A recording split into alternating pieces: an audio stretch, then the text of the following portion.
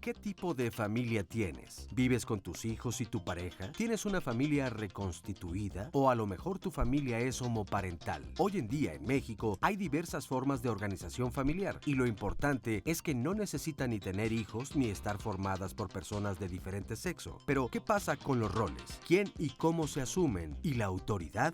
Hoy, en Diálogos en Confianza, te diremos por qué la familia necesita estructura.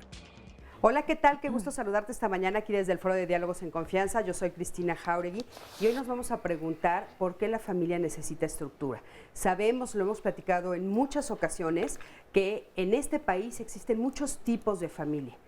Es muy común que creamos en el inconsciente colectivo o que comúnmente creamos que solo existe la familia tradicional, heterosexual, y que entonces esa familia tiene una estructura en particular. Pero todas las familias, las otras familias que existen, por ejemplo, las homoparentales, las familias que solo son un solo papá, una sola mamá, por ejemplo, con un niño o una niña. ¿Qué pasa con las familias que los jefes de familia son los abuelos? ¿Cómo es que viven esas familias? O a veces el jefe de familia es el hermano mayor. Todas las familias, absolutamente todas las formas de familias necesitan una estructura y de eso vamos a platicar el día de hoy. Cómo poner estructura, cómo es el tipo de estructura que necesitamos y sobre todo, por qué nos sirve al interior de una familia tener la estructura necesaria para que todos los miembros estén bien. De eso vamos a platicar el día de hoy. Así que bueno, pues acompáñame a ver el siguiente sondeo. Salimos a la calle a preguntarle a las personas cómo es tu familia, creo que fue lo que le preguntamos, o qué se necesita para ser una familia. A ver, acompáñame a verlo. La comunicación. La comunicación, el respeto. El respeto, la unión. Bueno, sobre todo el respeto, el diálogo, ¿sí?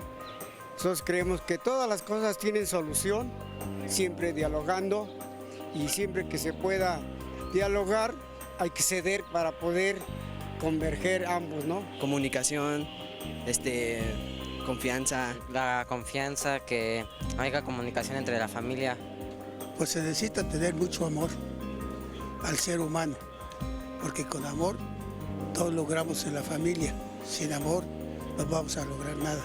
Buena comunicación, los valores que integran a un ser y pues participar en toda clase de actividades. Una muy buena comunicación y hacer caso de las personas que tienen la jerarquía en la familia. Bueno, pues qué interesante escuchar, ¿no? Muchos dicen la comunicación, la integración, en fin, ya veremos cuáles son las cosas que se necesitan para una familia. Y fíjense, tenemos aquí como varios nombres de diferentes familias, porque un poquito más adelante vamos a ver que les preguntamos cuántas familias conoces. Y las personas solo hablan de la familia nuclear o pues no saben como qué familias decir, pero fíjense, monoparental, intergeneracional, unipersonal, la familia ensamblada, la homoparental. O sea, hay muchos tipos de familia y de todos ellos vamos a hablar, sobre todo cómo deben de estructurarse. Y bueno, pues le doy los buenos días al público que está el día de hoy aquí. Muchísimas gracias por estar aquí con nosotros, gracias por venir. Muchos de ellos nos van a contar sus historias, cómo es que ellos tienen estructurada su familia y cómo eso les ha funcionado o les ha traído problemas. Así es que muchísimas gracias. Un poquito más adelante estaré ahí con ustedes, ya lo saben. Y también le quiero dar los buenos días, por supuesto, a Sandy. Sandy, ¿cómo estás? Hola, Cris, muy buenos días. Muy buenos días a todos. Y para que comencemos este tema y nos presentes también a los invitados, les leo un primer comentario. Ya nos están llegando muchos, pero mira, en el Face nos dice Gatita XZ: no entiendo por qué ese afán de llamarle disfuncional a la familia que no se compone de papá, mamá e hijos, si muchas veces se funciona mejor estando solos o solas que mal acompañados. Bueno, aquí en Diálogos no le llamamos disfuncional a eso. Nosotros siempre expresamos que hay diferentes tipos de familias y precisamente ese es el tema de hoy, pero para que nos ayuden los invitados, los especialistas, que sí sería una familia disfuncional, que no necesariamente tiene que ver con cómo está constituida, ¿no? Claro, yo creo que antes de eso también tendríamos que ver, bueno, ¿qué es esto de la familia tradicional? ¿A qué se le llama la familia tradicional? Si todavía existe la familia tradicional y en dónde existe, caray, esto de la familia, ¿no? Entonces, pero bueno, el día de hoy tenemos con nosotros a Gabriela Ruiz Serrano. Ella es trabajadora social y terapeuta familiar, es docente de la Escuela Nacional de Trabajo Social de la UNAM. ¿Cómo estás? Buenos días, Gaby. Qué gusto tenerte por aquí. Gracias. También está con nosotros Rosario Esteniu. Ella es doctora en Sociología e investigadora del Centro de Investigaciones y Estudios Superiores en Antropología Social, CIESAS. ¿Cómo estás? Muy bien, muchas gracias. Bienvenida. Gracias por la invitación. No, al contrario, gracias por aceptarla. Está con nosotros también Francisco Cervantes Islas. Él es psicólogo y constelador familiar, también es director de Corazonar, abriendo senderos hacia la reconciliación AC. Francisco, bienvenido. Muchas gracias. Me honra mucho que me hayan invitado. Muchas gracias por aceptar y estar aquí. Y está con nosotros Lourdes Quiroga, ella es psicoanalista, presidenta de Psique y Cultura y directora de la maestría en psicoterapia psicoanalítica de la Universidad de Londres. ¿Cómo estás, Lourdes? Muy bien, muchísimas gracias por la invitación, un gusto estar acá. Gracias, igualmente tenerlos aquí. Oigan, y bueno, pues empezaría yo preguntándoles esto, ¿a qué se le llama familia tradicional? ¿Todavía existe la familia tradicional? ¿A qué le llamamos familia tradicional? Lourdes, si quieres comenzar. Podríamos hacer una división, ¿no? Una división. La familia tradicional comúnmente está entendido como el papá, la mamá, los hijos. En realidad la familia tradicional es el primer tipo de familia que hubo y es esta familia que la formaban forzosamente dos individuos independientemente de su voluntad, precisamente para unir fortuna, para continuar el dominio, para tener una jerarquía en la sociedad. Luego viene la familia moderna. La familia moderna ya requiere de amor, ya requiere de un lazo afectivo. Y luego viene la familia contemporánea a partir de los 60s, en donde además de toda la afectividad, ya está la irrupción de lo femenino, ya no estamos hablando nada más del poder patriarcal prácticamente divino. Los hijos dejan de ser como una posesión que el padre sobre todo manda sobre él como si fuera un objeto, pasan a ser sujetos con derechos, y estos hijos, insisto, dejan de ser posesiones. Irrumpe lo femenino y es la familia que aproximadamente podemos datarla de los años 60. Por ahí vamos. Y por otro lado está la familia, que efectivamente han venido mencionando, los diferentes tipos de familia que están plasmados inclusive en la televisión, porque les guste o no les guste a muchas personas o nos guste, nos ponen modelos como la familia Simpson, ¿no? O nos ponen Friends, por ejemplo. Entonces, oye, qué bueno que la tipos de familia Simpson ya es como una familia un poquito diferente a lo que antes consideraríamos tradicional, ¿no, Lourdes? Claro, es diferente y es una crítica en realidad. Por ejemplo. En la familia Simpson es una crítica a la sociedad, en este caso norteamericana, quizá vamos a poderle ir extendiendo, pero es una crítica porque parece que en los Estados Unidos de repente todo va bien, tienen mucho dinero, yo siempre digo, hay una doble moral, pero aparecen como que corren a los legisladores cuando hay infidelidad, muchas cuestiones que en este país no pasan, pero me parece que rige la doble moral, y esta doble moral, pues es la evidencia, los Simpson, ¿no? Claro. Y bueno, muchas otras cosas más. Pero ahora regresando aquí a México, ¿no? ¿A qué le llamaríamos la familia tradicional? Porque fíjense que inclusive lo vamos a ver un poquito más adelante, en los sondeos les preguntábamos qué tipo de familias conoces, insisto, como les dije hace un momento, y solo se decía una. Pero fíjense, quiero que me acompañen a ver el siguiente caso donde hay una familia pues que no es una familia tradicional, ¿no? Y vamos a ver qué tipo de familia es o ustedes cómo la nombran. Adelante. Mi mamá nos abandonó a 4 y a mí y a mi papá. Mi papá fue alcohólico. Cuando ella se fue yo tenía 7 años, mi hermano, el más chico, tenía 5, de otro 9 y el discapacitado había tenido como unos 12 años. El día que ella se fue llevaba un niño tal vez de 1 año, no sé, y me mandó por un mandado con una tía. Y cuando regresé ya no estaba. Nunca entendí, y lo que menos entendí fue por qué nunca nos volvió a buscar. Ella se fue a Guanajuato, a otro estado, y cuando yo era niña pues pensaba que era muy lejos, pero yo la fui a buscar como a los 15 años y la encontré, y pues le reclamé, claro. Y me dijo ella que cuando yo tuviera un hijo lo iba a entender. Pues me casé, tuve mis hijos, y le digo, yo nunca voy a entender el dejar un hijo por ningún motivo. Pues me hice cargo de mis hermanos, tal vez porque era la única mujer. Digo, hasta la fecha mi hermano ahorita tiene 75 años y pues siempre he cuidado. Entonces, no sé, nunca se me ocurrió abandonarlos. Mi primer matrimonio, al año que me casé, nació mi primer hijo. Se murió a los 2 días de nacido, bien normal, o sea, nació bien. No sé qué le pasó. Tengo al segundo de 45 años. Y el tercero también se me murió a los 2 días de nacido, también no sé qué le pasó. Después ya al siguiente año nació mi hijo Martín, que es el que tiene 45 años. Yo estuve a punto de ser violada muchas veces en mis trabajos. Me dicen algunos familiares que se dieron cuenta de mi niñez, de mi adolescencia llena de amargura, de resentimiento, de soledad. Y me dicen ahora, ¿cómo superé todo esto? ¿Cómo lo superé? Digo, pues no lo sé, tal vez Dios tuvo cuidado de mí desde siempre. Tuvo cuidado de mí y no lo dudo. Entonces yo pienso que Él me dio esa fuerza. Bueno, pues este es el ejemplo que vemos con esta señora y es el ejemplo de muchas familias, ¿no? Que vemos en México. ¿Quieren opinar algo al respecto? Sí, adelante. Sí, un poco también me gustaría decir algo sobre lo tradicional, porque esa es una cuestión que siempre sale cuando se habla de la familia.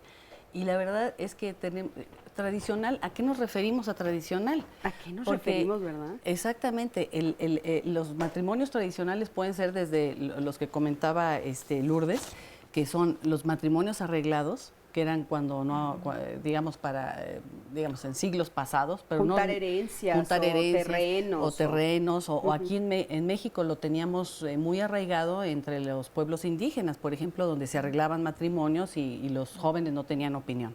Ese es un tipo de familia tradicional de sociedades premodernas. En las sociedades modernas también tenemos familias que se han llamado tradicionales, básicamente la familia nuclear. Pero la familia nuclear compuesta por papá, mamá o papás e hijos, pues hay muchos tipos de familias nucleares. Y la familia que antes pensábamos tradicional, como a principios del siglo XX, que donde la mujer era una mujer dedicada al hogar, muy religiosa, dedicada totalmente a los hijos, y el hombre dedicado a ser proveedor, pues era un tipo de familia tradicional con unos valores y una dinámica interna muy particular. Pero la familia tradicional también ha sido concebida en otros países, por ejemplo, la familia nuclear, pero donde los dos trabajan. O sea, entonces, ¿a qué nos referimos por tradicional? Y yo creo que gran parte de ese error ha sido en poner mucho el acento en la forma. O sea, en la forma de la familia, que si es nuclear, que si era extensa, que si es...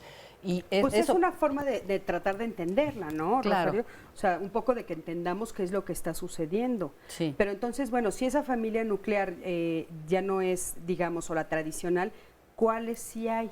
¿Cuáles son las que vemos actualmente en México? ¿Cuáles conocemos o tal vez no conocemos, pero que tú sabes que existen? ¿Cuáles son? Sí, bueno, mira, a mí me gustaría, un poco antes de contestar esta pregunta, creo que en México, en la sociedad mexicana, hablar de familia tradicional como papá, mamá e hijos tiene un sobrevalor.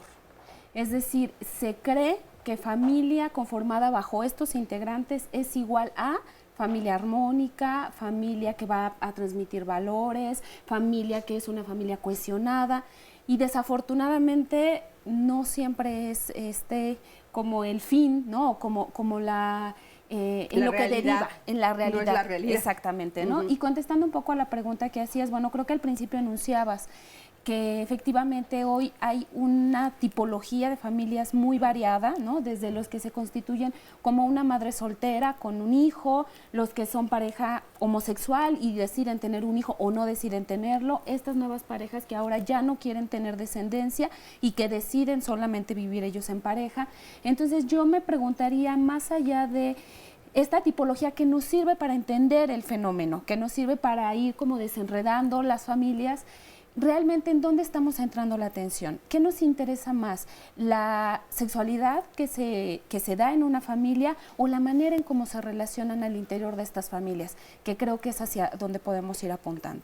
Pero digamos, ¿de qué manera las clasificamos? O sea, tú que sabes más que nosotros de ese tema, o sea, comúnmente, ¿cómo las clasificamos? Porque dices, bueno, una es con cómo se relacionan y otra es con quién se relacionan, ¿no?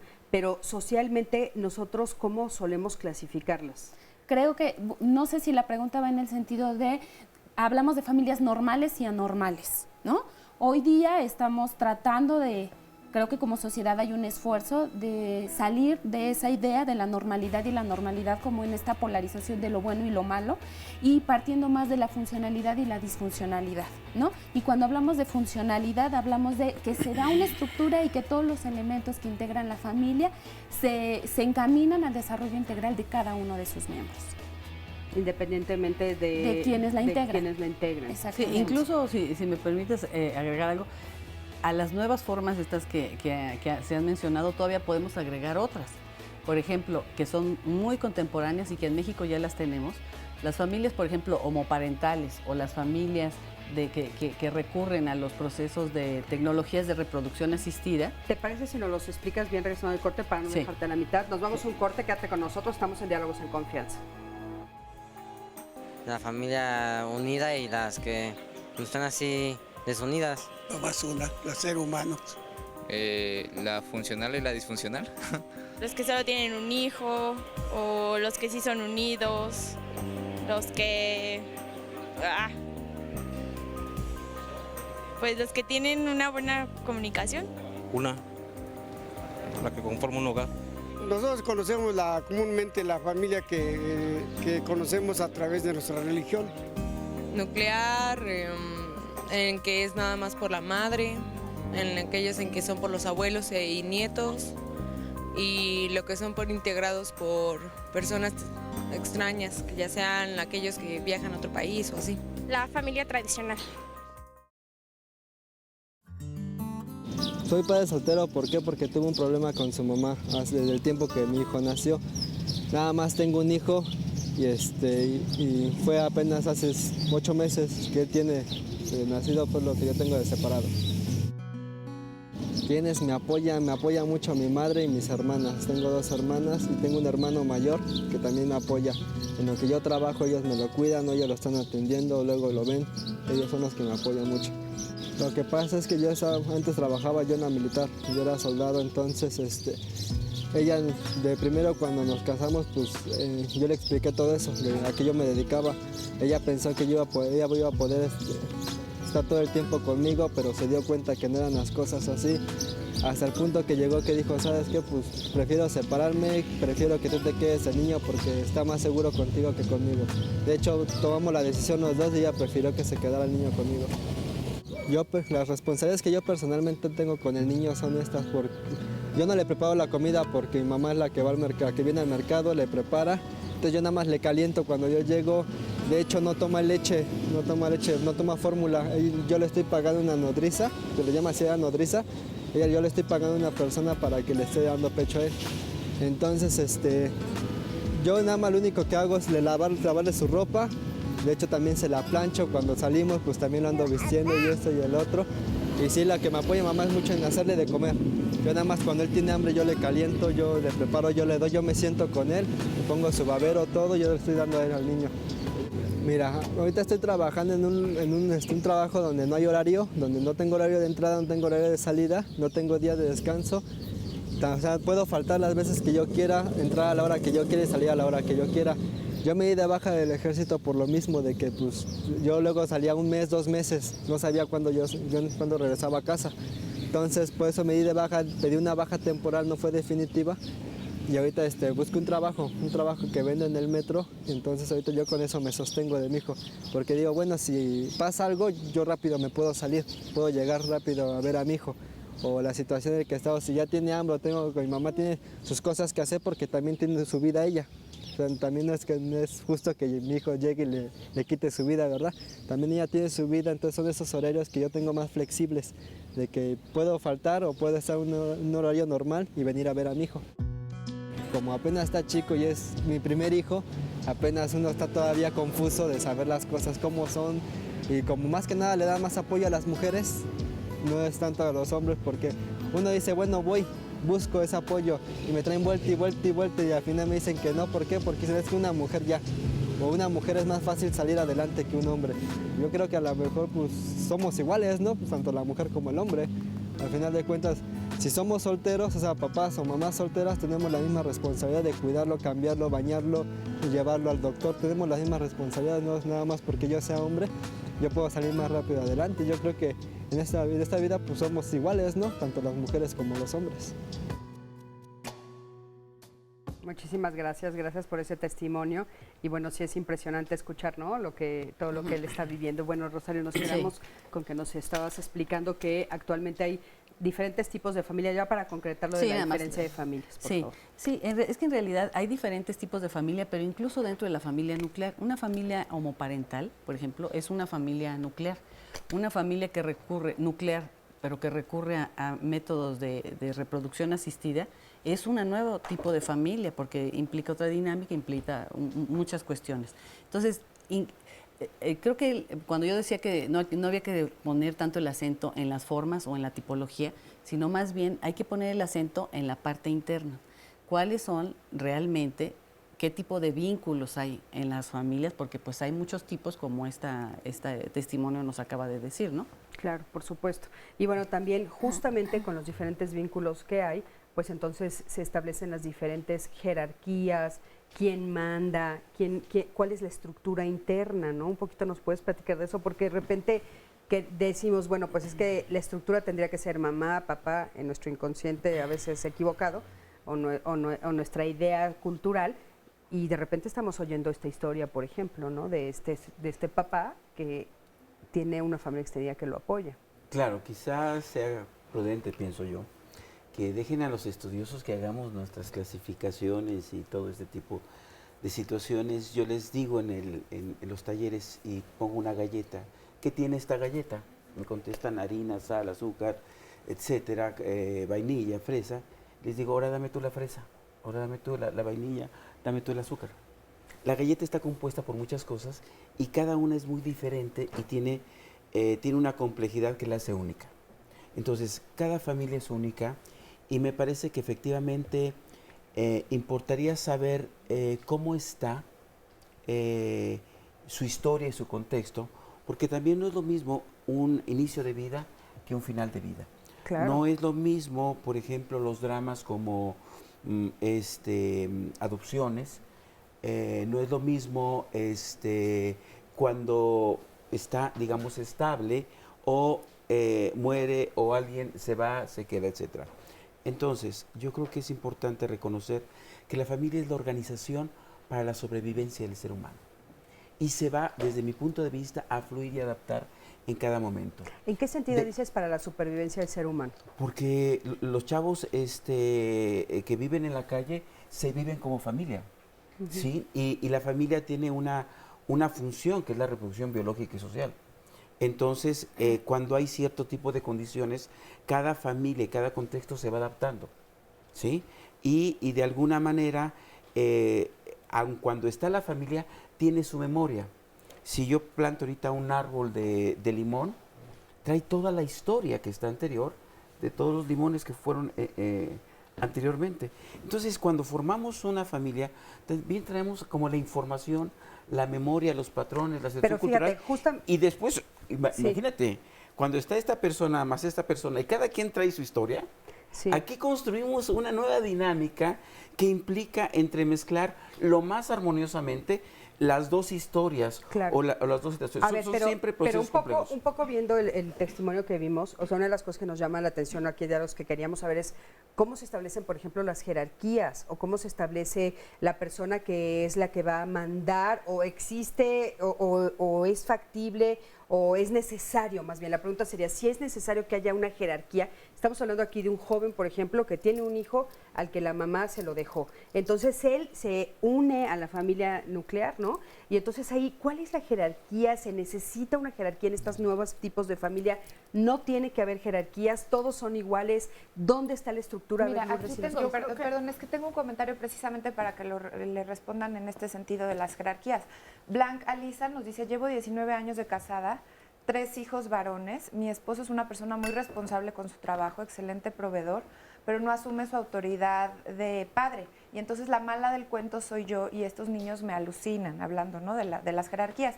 Y otro comentario dice, lamentablemente el padre piensa que esa es su única responsabilidad y se olvida de la educación de los hijos dejándoselos a la madre. Exacto. Lourdes, A ver, Yo creo que esto es una cosa muy, muy importante. En primer lugar, comúnmente, creo que, retomando un poco lo que decía Rosario hace un momento, creo que a veces se toma la familia tradicional como la familia conservadora. Y efectivamente no es esa la única familia que hay, punto uno. Punto dos, se habla de la familia natural para atacar a todas las otras familias que no son padre, madre, hijos. No hay familias naturales. La familia es una institución y la institución solo se da en la cultura. Y el humano es el único ser que ha creado cultura, que incluye ciencia, arte y religión. Entonces, y bueno, otras cosas como orden, belleza, limpieza. Entonces, solo nosotros hemos creado cultura y la familia es una institución y entonces no puede ser natural. No hay familias como tales, así, de asnos, de burros, de perritos. No, eso no existe. Es esta familia la que nosotros creamos. Entonces, me parece muy importante en reconocer que en toda institución se necesitan jerarquías. Necesita haber un orden. La cuestión es qué orden se va a imponer o a decidir. Deberíamos de decidirlo, deberíamos de hacer acuerdos. Y digo deberíamos porque no siempre se da así. En realidad muchos órdenes son impuestos. Y durante milenios el orden patriarcal es el único que valía como el Dios Padre, tal cual, el Dios Padre.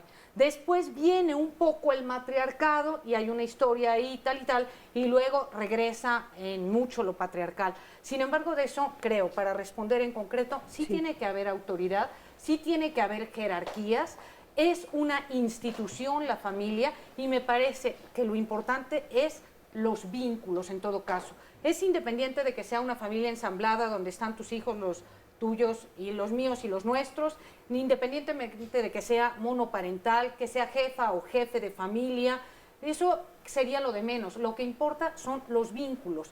Y hay tres: vínculo infantil, en donde el papá o la mamá parece otro hijo; vínculo adulto, en donde tomamos responsabilidades y tratamos de guiar a los hijos, lo que sea, no importa si son dos mamás, dos papás, lo que fuere, o papá y mamá; y el vínculo perverso, dirían algunos psicoanalistas, que es en donde reina la violencia.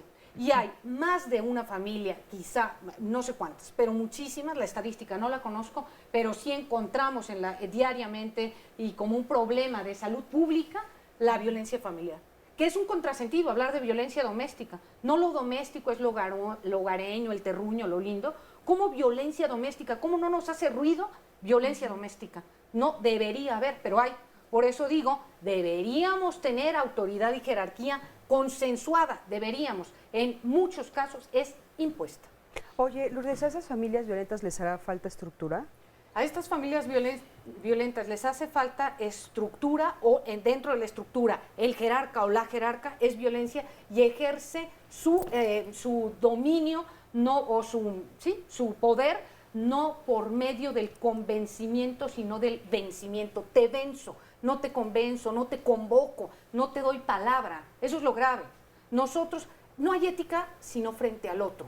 Y si yo no le doy la palabra al otro hasta para que me reclame o para reclamarle, estoy en una posición que puede ser enormemente moral, pero poco ética. Siempre digo, por eso en México vivimos en un país muy moral y poco ético. Sí, yo creo que en efecto la idea de que si digo la verdad o te doy una clasificación, cuando yo digo la verdad es una violencia tremenda hacia los demás porque estoy metiendo en cartabones ¿A qué te refieres a las personas. Con la verdad? Cuando queremos poner una tipología como buena, una tipología como más conveniente, yo creo que hay que fluir en el sentido de que cada una de las familias se está acomodando lo mejor posible. Ahora, efectivamente tenemos generaciones, efectivamente hay una jerarquía. Oye, y en esto que dices de las generaciones, perdón que te interrumpa, por ejemplo, no es lo mismo si es una generación más anciana, más vieja, que una más joven, la que ejerce jerarquías. ¿Hay diferencias ahí dentro de la estructura de las familias? Mira, si hablamos de la cultura del respeto, de los cuidados, lo que está en la familia, los ancianos, los mayores, se les debe respeto. Cuando un hijo no respeta a los adultos o los abandona, diría yo, ¿qué ejemplo le está dando a los demás hijos? Entonces yo creo que estas jerarquías generacionales son importantes. Cuando hay un desorden familiar es que alguien quiere tomar el papel de su padre o del abuelo y entonces está rompiendo la estructura o sistema familiar. Digamos, toda familia es un sistema. Digamos que va a funcionar en tanto se respeten esos órdenes o jerarquías, en tanto se tenga mayor conciencia del elemento de pertenencia. Porque hay formas de pertenecer, quizá perversas, utilizando la violencia, en donde yo tengo una mayor conciencia, ¿sí? Ahora, en cada familia hay una idea de conciencia familiar. Si en mi familia se divorcian, en otra van a misa, en otra toman, etcétera, uno puede tomar inconscientemente que esos modelos de mi familia pues son los convenientes, porque así lo hemos hecho durante todas las generaciones. Eso se llama una conciencia ciega. Lo que ahora se invita es tener una conciencia alerta. Miro lo que ha pasado atrás, lo respeto y a partir de eso puedo tomar lo que me conviene o no. Y voy también, como bien dice Lourdes, hay una evolución en donde lo prudente ahora es ir hacia la equidad, hacia la igualdad entre hombres y mujeres. Oye, entonces a ver, hay dinámicas hacia el equilibrio, hacia la igualdad. Ahora, hablando de esto que nos dicen Francisco y Lourdes, y con el testimonio que acabamos de ver, ¿no? De repente, bueno, pues estas jerarquías, ¿no? Entonces, el hijo debe respetar al padre y entonces hay ciertas cosas que nosotros vamos entendiendo, o tal vez por edades, porque aparte yo no quiero caer en que estemos hablando de la familia tradicional que ya dijimos que no existe, ¿no? Entonces, son 2 adultos que están a cargo de un menor. Pueden ser 2 hombres, 2 mujeres, como sea, ¿no? Y entonces, bueno, en este caso, por ejemplo, ¿qué pasa cuando estamos viendo que se introduce un tercer elemento donde hay una familia que ya está formada? Entonces, este papá que estamos viendo, ¿en qué momento puede ejercer él pues su rol de jerarquía frente a su hijo cuando se lo están cuidando otros adultos más grandes? O sea, ¿cómo se establecen ahí los vínculos y qué tan sanos son esos vínculos? Esas estructuras a nosotros nos llaman mucho la atención, es lo que queremos que ustedes nos respondan, porque de repente vemos que muchos se quejan, es que yo ya no puedo educar a mi hijo, mi mamá se hace cargo de todo, yo no puedo decir nada porque viene mi mamá, ¿no? Hay hasta una broma, ¿no? De repente que dicen, ¿quién tiró esto? Hay uno que está circulando en internet y dice, le voy a llamar a mi abogada, ¡abuela! ¿No? Y entonces llega la abuela a defender al niñito y entonces la mamá se queda sin herramientas. Entonces, eso es lo que queremos que ustedes nos expliquen, cómo se establecen. Vamos a ir a ver un sondeo, acompáñame a verlo y en un momento regresamos. La familia pues es un núcleo donde todos convivimos y conversamos y todos nos apoyamos como lo que es la base de toda la sociedad, pues es la familia. Es algo importante para nosotros porque pues sin ella no podemos hacer nada y nos da apoyo los padres, los hermanos. La familia tiene que ser unida y que haya confianza y pues que no se salga de eso, ¿no? De la confianza y todo eso. Para mí debe de ser unida y feliz. En lo personal tengo una bonita familia. Un vínculo donde se integran personas. La familia es una célula que se compone de papá, mamá, hijos y formamos una sociedad con ella. Es nuclear y debe de ser unida y debe haber comunicación.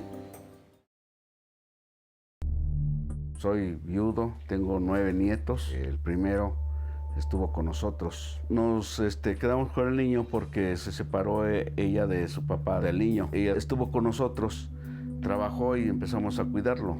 Al cuidarlo, pues mi esposa pues ya no quiso desprenderse de él.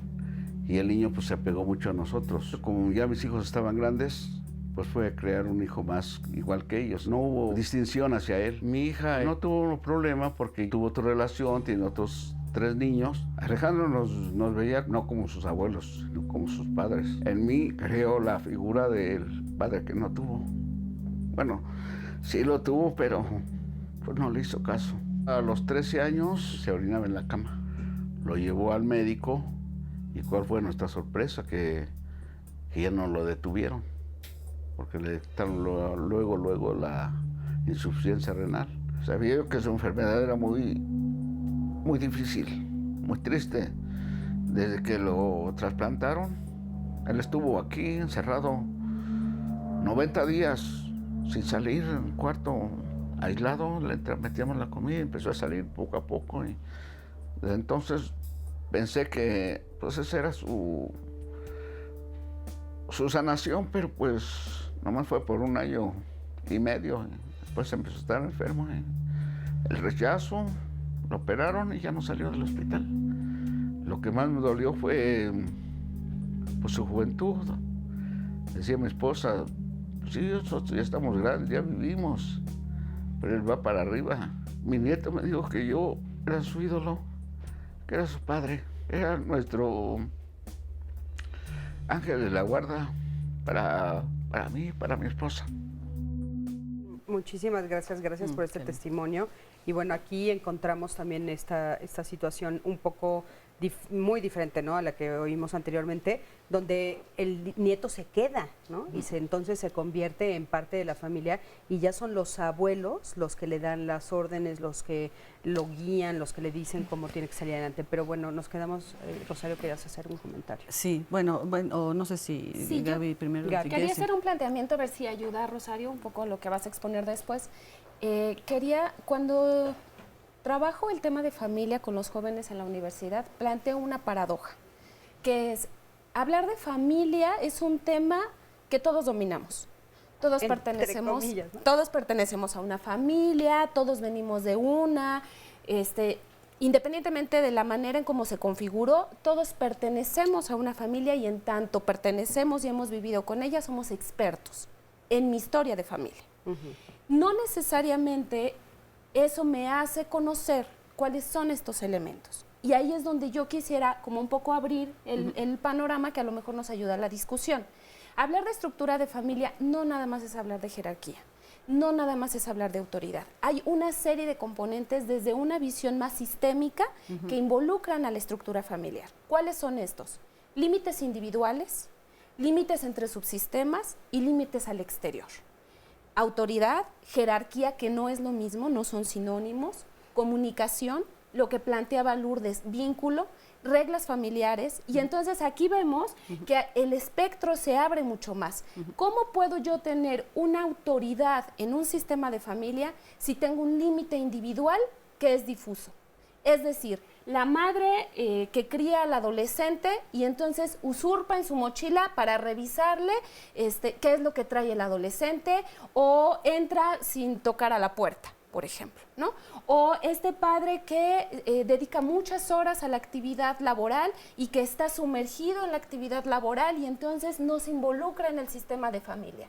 ¿Cómo podemos nosotros definir una autoridad en un escenario en donde el resto de los elementos de la familia no son claros o son difusos o tengo una comunicación ambivalente? Entonces, a lo mejor valdría la pena como un poco rescatar estos elementos para no centrarlos solamente en una cuestión de autoridad. Oye, y hablando de esto que estás comentando, entonces el caso que veíamos, por ejemplo, anterior, mientras establezca bien esta relación, estos límites, estos vínculos, entonces él va a poder ser un papá con ese chiquito, ese bebé que estamos viendo. Claro, al principio de la discusión, bueno, de la exposición comentábamos que, bueno, no importa quiénes integran la familia siempre que los elementos puedan ser nutricios para cada uno de los integrantes. Entonces, tal vez haya una abuela que tiene que entrar de una manera emergente, ella no lo planeó, ella no lo pensó, él tampoco, nadie esperaba que la madre se fuera, la realidad es que hoy se fue y entonces hay que construir un vínculo cercano que es la fuente primaria para el desarrollo integral de ese ser humano y entonces la abuela se involucra, no está mal que la abuela se involucre, ¿en dónde es donde podemos ir encontrando elementos no tan favorables cuando se desacredita la autoridad del padre, por ejemplo? ¿No? Entonces, está bien, la abuela puede intervenir en la crianza de este hijo siempre que las reglas estén claras. Lo que pasa es que a veces en las familias damos por sentado cosas. Claro. Un día, termino la idea nada más, un día en la universidad un profesor decía, no hay escuelas para padres. Y yo reflexionaba, creo que sí hay escuelas para padres. ¿Cuáles son las escuelas para padres? Nuestras propias familias. Yo aprendo a ser padre a partir de cómo fui hijo y cómo fui criado.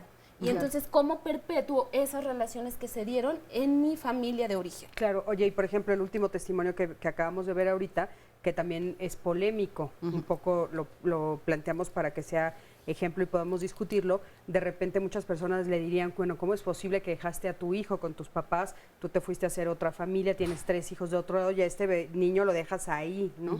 Entonces de repente esas son las cosas que parecen ambivalentes, ¿no? Sí, yo quería nada más un poco como para redondear esta idea de la autoridad y la jerarquía, y un poco también retomando lo que decía Gaby, porque cuando hablamos de jerarquías, y sobre todo aquí en México, tenemos una tradición tan autoritaria que la tenemos en los huesos y en las familias.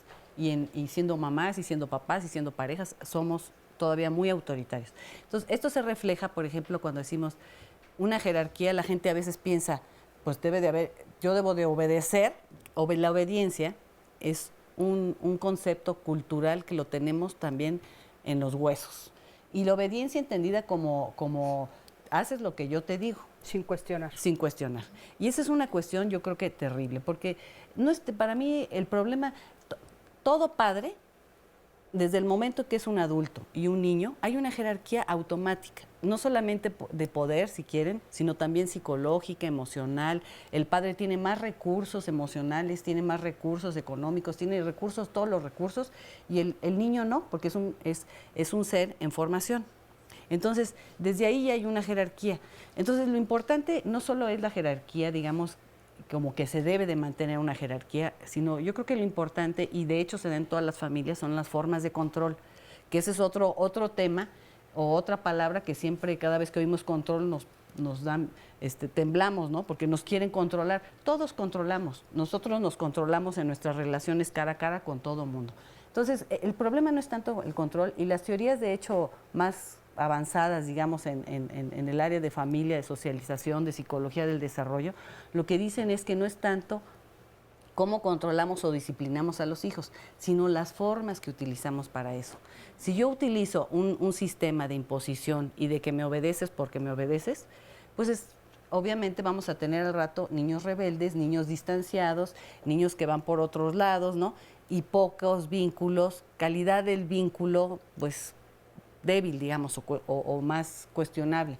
Si yo, en cambio, tengo una relación con mi hijo de confianza, de que le voy dando un poco más de autonomía, de que confío en la toma de decisiones que va haciendo, que lo voy dejando que se vaya formando su propio criterio, que lo voy haciendo razonar, además de que lo ayuda a que tenga una formación moral propia, que él vaya desarrollando su propio sistema de valores o sus propias creencias, lo estoy ayudando a que crezca como individuo, lo estoy ayudando a que respete a los demás. O sea, hay muchas cuestiones ahí que son muy importantes. Claro. Entonces, ahora, hay muchos tipos diferentes de familia, lo que nombrábamos, ¿no? Y a veces este tipo de cosas que ustedes plantean no se dan en el interior. Por ejemplo, Sandy, tienes un ejemplo de una familia de unos hermanos, ¿no? Sí, nos escriben en el Twitter 4 hermanos que viven juntos sin sus padres, y ellos se consideran así una familia, y nos preguntan, bueno, ¿cómo nos llamamos, no? ¿Cómo se clasifica? Por otro lado, hay gente que nos dice que dejemos a un lado las etiquetas, porque pues no es lo realmente importante, como decía Gaby hace ratito. Y tenemos otro comentario también de Antonio Cruz, que nos dice: pediría a los del panel que hablen más claro. No sé si soy yo, pero utilizan palabras rebuscadas que son complicadas de entender. Por otro lado, se dirigen a las familias de clase alta y se olvidan de la media baja. Sí me gustaría que aquí le dijéramos o le aclaráramos, porque parece que no se está entendiendo tal vez el sentido del tema del día de hoy. A mí me parece que aquí ni siquiera se trata de familias de clase alta o de clase baja o de clase media. Es, digamos, los diferentes tipos de funcionamiento que podemos tener en las familias, no importa cuánto dinero o tengamos o qué nivel social o cultural tengamos. Me parece que estamos hablando más de una cuestión, de una cuestión enormemente complicada, que son los vínculos, que quiere decir las relaciones humanas, afectivas, emocionales, ¿no? Que no necesariamente tiene que ver con clases sociales. Porque es mucho más complicado el vínculo íntimo, que es el de la familia. El vínculo íntimo es el de la familia, el de la pareja. Y hay otros vínculos que son más fáciles, que son los contractuales, de contrato a alguien para que me arregle algo, se acabó. El vínculo casual, me encuentro a alguien en un consultorio médico y hablamos del tráfico, esos son fáciles. El problema es el vínculo íntimo. Claro. Entonces, de eso es de lo que estamos hablando, y eso no pasa forzosamente porque ser de clase menos, más carente o de clase más rica, no tiene que ver con eso, estamos hablando en general, ¿no? Y por ejemplo, hablando en general, ¿con qué dificultades se enfrenta, por ejemplo, una madre soltera o un padre soltero, a diferencia de una familia que está conformada por más personas? Yo pensaría que las primeras dificultades es la rigidez. La familia o la persona flexible es la que sale adelante. En un terremoto, en un huracán, ¿qué palmera cae primero? ¿La rígida o la flexible? Hay que tener cimientos y saber fluir para ver adelante. Otra cosa también son las creencias, los cuentos que tenemos en la cabeza. Somos lo que pensamos. Entonces a mí me gustaría no discutir sobre qué está pensando cada quien, sino que nos hagamos responsables de esos pensamientos. Porque si yo pienso que soy el padre y mando, hazte cargo de la implicación de lo que tú estás pensando, de los cuentos, de tus creencias. Entonces vamos a actuar a partir de esas creencias, de esas concepciones. Y tendríamos que ver, y ya lo han dicho muy bien mis compañeras, que estamos evolucionando hacia un estado donde los derechos humanos, donde la equidad, donde el diálogo es lo que priva. Sí, claro. Hay que dejar el patriarcado, ahora, el autoritarismo y construir en consensos. Claro. Perdón. Ahora sí es real que lo que se está enfrentando la sociedad es a que la idea de que sean dos personas las que estén al frente es mucho más común que una. Entonces a veces, por ejemplo, cuando llegan al kinder con el niño, a la escuela, hay la pregunta de dónde está la mamá, dónde está el papá, dependiendo quién esté, ¿no?, al frente. O sea, ¿cuáles son los conflictos con los que se encuentra una persona que está viviendo en esa situación? ¿Alguno de ustedes? Sí, yo veo que eso, ahí tenemos unos prejuicios terribles. Y no ayudan en nada a esas familias que funcionan muy bien, muchas de ellas no tienen por qué funcionar mal, pero llegan a la escuela y primero, incluso en algunos lugares, clubes o escuelas mismas, las rechazan y no los aceptan porque son, o los empiezan a discriminar dentro de la escuela porque son hijos de padres separados o porque la madre es sola. Y yo creo que eso es terrible, porque la escuela debería de apoyar tratando de ayudarle a ese padre o a esa madre que es jefe de hogar a salir adelante, ¿no? Claro, oigan, y en ese caso tenemos aquí con nosotros a Javier. ¿Cómo estás, Javier? Buenos días. Buenos días, qué gusto tenerte por aquí. Oye, tú estás en una familia que se conforma de 5 miembros. Somos 4 hermanos y mi mamá. Ok. Sí. Y tu mamá fue mamá soltera. Fue mamá soltera y siempre se preocupó por mantenernos unidos, considerando que ella tenía que trabajar 12 horas diarias de lunes a sábado. ¿Y cómo ponía, por ejemplo, las reglas, los límites, un poco de lo que han hablado los especialistas? ¿Ella cómo le hacía si estaba tanto tiempo ausente y ustedes solo la tenían a ella? Bueno, es que ella siempre se preocupó ahora que por nuestra educación, por nuestro bienestar. Pero ¿quién te voy a decir, quién, por ejemplo, veía, quién estaba al pendiente si ella estaba tanto tiempo ausente de que ustedes hicieran sus cosas? Porque nos indicaba a cada uno, o sea, las actividades que teníamos que desarrollar. Entonces, desde el mayor hasta el menor, a ver, tú tienes que hacer esto, tú tienes que hacer esta otra cosa, y los 4 se van a ir a la escuela y van a regresar los 4, ¿sí?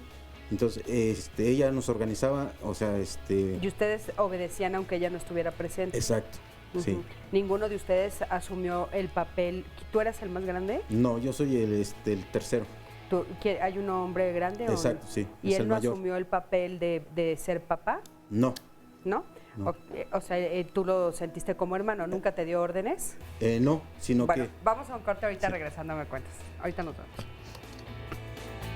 Mis padres, mis hermanos y mi sobrina.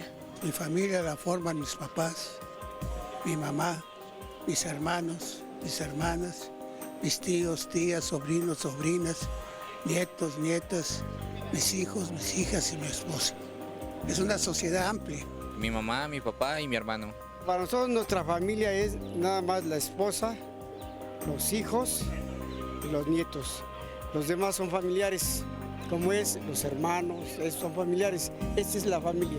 Mi papá, mi mamá, mis hermanos, mis tíos. Mis papás, ¿no? Y mis hermanos, mis tíos, mis primos, mis abuelos. Mi papá, mi mamá, mis 2 hermanos. Mi mamá, mi papá y 3 hermanos.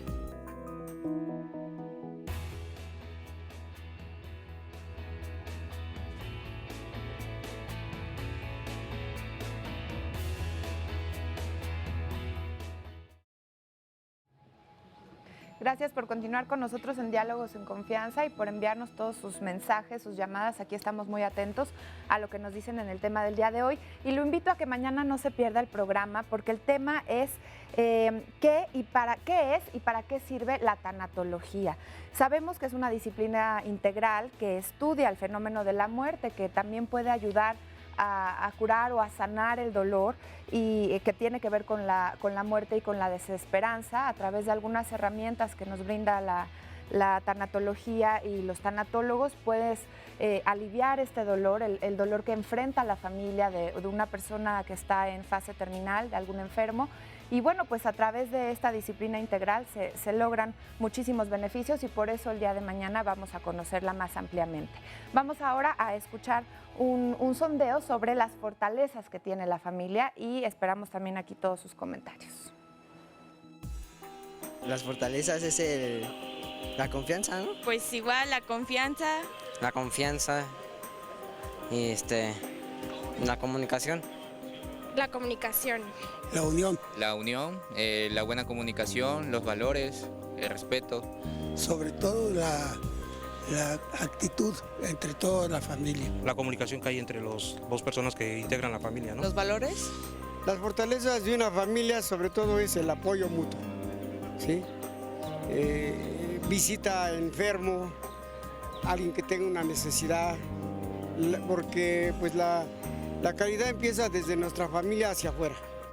Bueno, pues ya estamos aquí de regreso. Muchísimas gracias a todos los que nos responden cuando vamos a hacerles los sondeos. De veras nos importan muchísimo sus voces, sus comentarios. Y nos quedamos aquí con Javier. Javier me estaba comentando que él actualmente tiene una familia integrada por 8 hijos y tu esposa y tú, Javier. Oye, y entonces la estructura que ahora ustedes tienen es una estructura que tú crees que copiaste de la estructura que tú viviste. ¿Es de la estructura que tu esposa integró a la familia? Bueno, o sea, está basada en los principios y valores que me dio mi mamá. Entonces, a partir de eso es que integro a mi familia, le doy esos principios, esos valores y es como hemos salido adelante. Claro, es que eso me parece que es muy importante porque a veces se crea un mito social de que una persona sola no puede darle valores ni estructura a una familia y sin embargo tú eres el ejemplo de que claro que se puede y que pudieron salir adelante. Muchísimas gracias, Javier. Gracias. Sí, Sandy, adelante. Mira, aquí tenemos un comentario que puede resumir lo que se ha dicho muy bien, nos dice Kiana. La familia, la verdad en las familias se estructuran de diferentes maneras, es muy complejo, pero lo importante, en mi opinión, hay que darle importancia a cómo funciona esta familia, qué tan flexibles son los integrantes. En relación a los roles, creo que va más allá del género. Un padre puede ser protector, pero si la esposa está ausente, puede asumir el rol de cuidar a sus hijos. Si la ausencia es larga, entonces estaría en ayudar a equilibrar ambas funciones. Y bueno, está bastante desarrollado su comentario, pero también al final nos dice, los vínculos son los que importan y en el caso de las familias reconstituidas, integrar o la flexibilidad de cómo integran al nuevo miembro de la familia. Entonces, bueno, ella lo desglosa muy bien desde su experiencia. También nos dicen otra persona, una de mis bebés, bueno, mi bebé y yo somos una familia, otra nos comparte, mi familia es homoparental, yo tengo 10 años separada del padre de mis hijos y los he sacado adelante. Nos dice acá Reina, mi hijo y yo llevamos casi 1 año y medio viviendo juntos con mi pareja, ¿no? Entonces, ahí es una nueva pareja con un hijo de 13 años. Dice, sé que es difícil, ahora tiene a 2 personas que le atienden y le muestran las reglas de la casa. No es fácil, pero se va moldeando. Un poco de lo de la flexibilidad que nos hacían sí, adelante, sí, pienso que lo importante es que hay que aceptar lo que es. Va en varios sentidos. Somos 10 hijos, llega el pan, lo partimos en 10. Sí, tengo a los padres, no los tengo, se fueron. Desde aceptar lo que es, podemos no compararme con otras familias y buscar también resultados. Eso implica que cada quien toma la responsabilidad que le corresponde, dadas sus circunstancias, su edad y lo que le toca hacer. Entonces, en ese sentido, cuando tomo la responsabilidad que me corresponde, cuando acepto lo que es, porque vuelvo a la situación de no hacer juicios. Si mi madre tuvo un gran corazón y la amaron 5 hombres y tengo 5 hijos, 5 hermanos de diferente papá, bueno, así me tocó. Entonces, ya tengo la familia que tengo, mirar con respeto lo que está antes, aprender de eso, incluso aprender del dolor. Porque es terrible que si tuve un gran dolor y lo aviento a los demás, voy a hacer cosas terribles. Pero si de ese dolor aprendo y le digo a los que siguen, esto ha sido duro, muy grande y muy difícil. Ya sé lo que es este dolor. No lo quiero para los que continúen. Entonces, el dolor también me ayuda a seguir adelante y me ayuda a pararlo. Claro. A decir, esto fue mucho y por tanto, los que vengan no quiero que lo carguen. Lourdes, ya fue bastante. A mí me parece que hay cosas que sí logramos bien con pura voluntad. No repetir algunos errores que nuestros padres cometieron con nosotros, pero hay otras cosas que ascienden nuestra voluntad. Desde el psicoanálisis hay un inconsciente. Y desde el inconsciente, voy a decir así, y ahorita explico rapidísimo, soy actuada. De repente me veo actuando, repitiendo cosas que precisamente a mí me hicieron daño. Y que no quería yo repetir. Y que no quería repetir. Entonces hay que tener cuidado porque si no siempre pensamos que somos dueños con nuestra razón de toda nuestra vida. Y ahora sí que hay cosas, como se dice comúnmente en el amor, hay razones que el corazón no comprende, como cuando alguien se enamora de quien tal vez no debería enamorarse o querer a quien no debería querer, pero así lo quiere, ¿no? Entonces, me parece muy importante no pensar que somos con la razón dueños de todo, sino que hay cosas que nos rebasan y que hay cosas que tenemos que aceptar en la vida precisamente para que no nos sigan lastimando. Pero hay otras cosas que no debemos aceptar, porque aceptemos todo, es decir, por ejemplo, aceptemos la violencia. Claro. Hace un rato decía las personas que hablaban por teléfono y que están en las redes y todo, que no hablemos de lo disfuncional siempre, como las familias diferentes que no son las de papá, mamá, hijo. Efectivamente, hay miles de familias de papá, mamá, hijos en donde rige la violencia, y es una violencia a la cual ni nos tenemos que acostumbrar, ni tenemos que normalizar y que no tenemos que aceptar, tenemos que cambiar. Claro. Pero eso implica un trabajo analítico, un trabajo no en el cerebro, en la mente, no en las cogniciones nada más, sino también en los afectos, para tratar de ver pues, cómo puedo yo construir otra cosa, porque no es tan fácil. Se oye muy bonito, construye otra cosa. ¿Con qué elementos? Claro. Oye, Lourdes, y otra cosa. Vamos a suponer que nos está viendo una familia en la cual la jerarquía la tienen los cuidadores secundarios, ¿no? Porque de repente tenemos las historias, digo, ahorita oímos la historia de Javier, que es una historia de éxito, pero hay otras familias que de repente se encuentran con una situación en la cual tienen que delegar el cuidado a personas secundarias. Pueden ser sus hermanos, pueden ser sus padres, pueden ser los abuelos, etcétera, y ahí pierden ellos, por ejemplo, la autoridad o el papel que les tocaría tener frente a sus hijos o frente a un hijo o dos, los que tengan, como el padre, como que se iguala. Sí. ¿Qué les dirías a esas familias? ¿Cómo podrían ellos sanar o subsanar? ¿Qué tendrían que hacer para retomar su papel como padres y no esta equidad como hermanos que de repente se establece? Me parece muy importante que empecemos diciendo que aquí estamos hablando de un lugar que yo cedo o no cedo, como madre, digamos, o como padre, o como lo que sea. Siempre pongo un ejemplo que puede parecer muy simple, lo es, pero si voy dejando mucho espacio entre coche y coche, alguien se me mete, y si dejo demasiado, todo el mundo se me mete. Tengo que guardar cierta distancia prudente, pero sí, este es mi lugar y no lo voy a estar cediendo permanentemente. Es un ejemplo nada más. No digo que la gente no ceda lugar en el tráfico. Sí, pero es un ejemplo muy claro, sí es cierto, ¿no? Si puedes dejar entrar a alguien. Claro, puedes dejar entrar a alguien y con toda conciencia, o puedes de plano desperdiciar tu lugar y no llegas nunca. Claro. Entonces, es una cuestión de lugar y es una cuestión de actitud, ¿no? Inclusive cuando una psicóloga es muy joven y de repente no le quieren dar el lugar, yo digo mucho, ponte en el lugar de psicóloga, no importa que seas joven, ponte seria, ponte formal y te van a dar ese lugar porque tú lo estás tomando. Entonces, la madre del señor de hace un momento le tiene que hacer de comer y lo tiene que cuidar en varias horas, está bien, pero su lugar de padre no lo puede ceder. El asunto no es nada más que la madre o alguien se lo venga a quitar, sino que tú lo des. Entonces uno tiene, cuando decimos no me dan mi lugar, uno tiene que preguntar, ¿y tú te lo das? ¿No? Porque la primera que tiene que darse su lugar, pues soy precisamente yo, ¿no? Pero si tengo una serie de conflictos que no me lo permiten, al rato he repartido mi vida y la he puesto en manos de todos y la única que no decide soy yo. Soy decidida por los demás. Porque a veces lo que está escondido atrás es la culpa, ¿no? O sea, de repente esta idea de, bueno, pues es que no lo estoy cuidando como debería, o no me estoy convirtiendo en el papá o la mamá de tiempo completo que se supone que socialmente se espera de mí. Entonces hay como culpa escondida ahí atrás, ¿no? Quizá más que mamá de tiempo completo, papá de tiempo completo, hoy tengamos padres que quizá le pueden dar calidad de tiempo a sus hijos, pero ya es muy difícil tiempo completo, porque hay que trabajar y hacer una serie de cosas. Por otro lado, si no hubiera que trabajar por lo que fuera, cuidado con que tengo todo el tiempo y me convierto, o se convierten las madres no en madres de tiempo completo, sino madres esclavas. Esas madres esclavas que están todo el día encima y que luego le van a pasar cara factura a los hijos.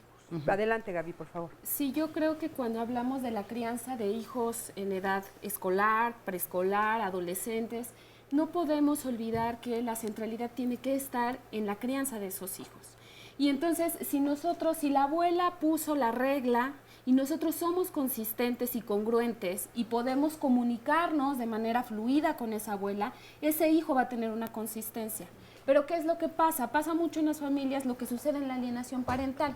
Utilizo al hijo como el vehículo a través del cual, ¿no?, puedo molestar o a la abuela porque tengo una mala relación. ¿Cuántas veces hemos oído este discurso de no le digas a tu madre y yo te voy a dar los chocolates? No le vais a contar a tu padre, pero yo te dejo ver la televisión. Y entonces estamos privilegiando nuestro interés y la posición que tenemos respecto al hijo de una manera equivocada. Es decir, si nosotros ponemos al centro qué es benéfico para el hijo, qué es lo que yo pretendo, que él incorpore un límite, una jerarquía, y entonces yo puedo jugar desde esta mirada más flexible, ¿no?, en función de ese ser humano. Y a mí me gustaría un poco no olvidar o acentuar un poco lo que decía Lourdes en el sentido de no podemos normalizar la violencia, ¿no? Si bien partimos de la fortaleza, porque creo que ahora hay que mirar desde la fortaleza, ¿qué sí tengo? Porque si miro desde lo que no tengo, pues estoy perdido, ¿no? Porque nunca lo voy, o no en este momento lo voy a tener. Sin embargo, eso no significa que vamos a normalizar la violencia. Efectivamente, en las familias un día, hace muy poco, dando un taller, y hablábamos de los estilos de crianza, decía una señora, me hacía la seña, ¿no?, de le puedo meter, ¿no?, una nalgada, pues ¿qué tiene? Eso se vale. No, eso no se vale. No se vale maltratar al hijo, no se vale utilizar la violencia como un mecanismo para incorporar límites. Ok, adelante, tenemos comentarios de abuelas ahorita que se estaba hablando de esto. Elena Bautista nos dice, bueno, primero este comentario, nos dice, mis padres trabajaban mucho tiempo y como fui la hermana mayor, asumí el mando de mis 5 hermanos. Aunque no estaban físicamente, los respetábamos, ya que mi abuela nos dio valores y ahora ella considera que los valores están en peligro de extinción y dice, me siento preocupada. María Soledad Lima, tengo a mi nieta a cargo y mi hija se casó con otra persona. La niña trae costumbres, roba dinero, me miente, no sé qué hacer. ¿Qué me recomiendan? Ella, pues como abuela, se quedó con esto y hay esta duda de, bueno, le corresponde toda la autoridad para, por ejemplo, castigar actos como un robo. A ver, que nos respondan eso mientras, Andy, por favor. Bueno, las otras abuelitas. Yo creo que, luego en las familias hay muchos fantasmas, ¿no? También. Y ¿A qué te refieres con los fantasmas? Fantasmas en el sentido de que si la madre no se hace cargo, como decían, como se ha discutido un poco aquí, de tiempo completo, pues empiezan las culpas. Si todo el tiempo hay culpas y fantasmas de cómo me debo de comportar, cómo debo de ser. Y yo creo que aquí entra entonces a veces también esta supuesta competencia entre el rol de la madre y el rol de los abuelos. Sí, sí. Yo creo que hay un elemento central, que además lo han mencionado todos los testimonios que se han presentado aquí, es la comunicación. Pero no cualquier tipo de comunicación, sino buenas habilidades de comunicación. Entonces, si esta madre, por ejemplo, esta abuela ve eso en el nieto, pues yo creo que sí, la verdad, pues sí está autorizada, porque es su abuela, a intervenir hablando con la madre y diciéndole, bueno, mira, pues están estos comportamientos que pues no es correcto, no es una buena señal de su desarrollo, hay que hacer algo, ¿no? Y empezar a trabajar sobre eso. Pero lo que yo quiero marcar es que esta cuestión, por ejemplo, de la flexibilidad que tanto también hemos hablado aquí, es algo que da estructura en los vínculos. La comunicación es algo que da estructura en los vínculos. Entonces son dos y hay más. La comunicación que debe de ser positiva, una autoestima positiva, o sea, reforzar.